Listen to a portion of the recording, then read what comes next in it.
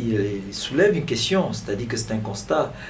C'est un type de reportage. Vous savez qu'il y a deux types de reportages. Il y a le reportage assis, c'est le compte rendu. Il y a le reportage que vous-même vous créez, c'est-à-dire le grand reportage. C'est-à-dire il remarque quelque chose dans la société, il a envie de partager cela avec les lecteurs ou les téléspectateurs. C'est pour ça qu'il écrit un tel article. C'est un constat. Moi aussi, je constate que... Mais j'ai remarqué aussi que ce sont les personnes publiques qui le font. Donc, c'est pas n'importe qui met son nom sur les... Bon, donc, c'est peut-être une sorte de marketing pour eux. Donc, voilà. Ça suscite la curiosité parce que quand on voit, on regarde et puis on veut savoir qui est dans la voiture. Je pense que pour eux, leur objectif est gagné. On pense que le journaliste est celui qui empêche de tourner en rond, alors qu'en réalité, le journaliste est là pour informer et éduquer la population. Ce mois-ci, Aristide Nkenda, directeur de publication du magazine,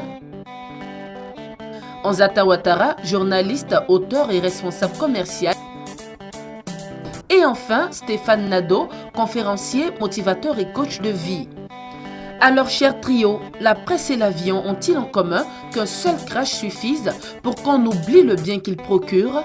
Sinon, pourquoi leurs bienfaits ne font pas autant de vagues que leur sortie de route? C'est un peu le train qui arrive à l'heure à la gare. Vous savez que les journalistes aussi, dans l'exercice de leur métier, ne recherchent que ce qui ne va pas pour alerter l'opinion. Donc, je crois que c'est en Afrique qu'on ne célèbre pas les journalistes assez. Il y a quelques prix par-ci, par-là, mais je crois qu'en Europe, aux États-Unis, en Amérique, il y a par exemple le prix Pulitzer qui célèbre les journalistes qui lèvent le lièvre, par exemple. Aujourd'hui, au travers de ce que nous avons partagé, et surtout avec cette émission, nous nous rendons bien compte que la presse peut faire un travail extraordinaire et nous avons le droit et le devoir de valoriser et de répertorier ces choses extraordinaires qui sont en train d'être faites. Aujourd'hui, il est important de mettre l'accent sur le positif, de relever ces choses qui agissent, qui influencent, qui impactent et qui transforment. Je pense que cette presse qui est en train de travailler, cette nouvelle façon de faire, cette nouvelle façon de voir, aura un impact assez extraordinaire sur la jeunesse, sur la société tout entière. Une règle ne vaut parfois que par l'exception qu'elle engendre. Non, mais c'est vrai que bon, il y a beaucoup de confrères qui s'en plaignent. Mais moi, je vais dire qu'à mon niveau, j'ai eu beaucoup de chance. Parce que j'anime les coups de la vie dans un magazine. Mais je vais dire, la réaction du public, elle est parfaite. J'ai de très bons rapports avec mes lecteurs. Et je peux même dire que c'est grâce à eux que je suis là où je suis. J'ai pu sortir des ouvrages à partir des réactions des lecteurs.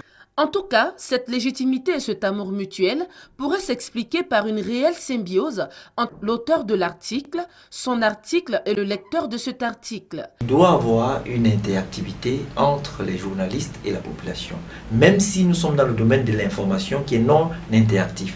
Il faut que la population puisse être complice, qu'ils bannissent tous les automatismes langagiers qui sont inopérants et qui font que la tâche du journaliste devient difficile. La presse écrite, comme le diraient certains, n'a pas vraiment la cote comme l'audiovisuel, mais nous existons et tout ce qu'on écrit, ça laisse des traces. Donc je pense qu'on a vraiment notre place.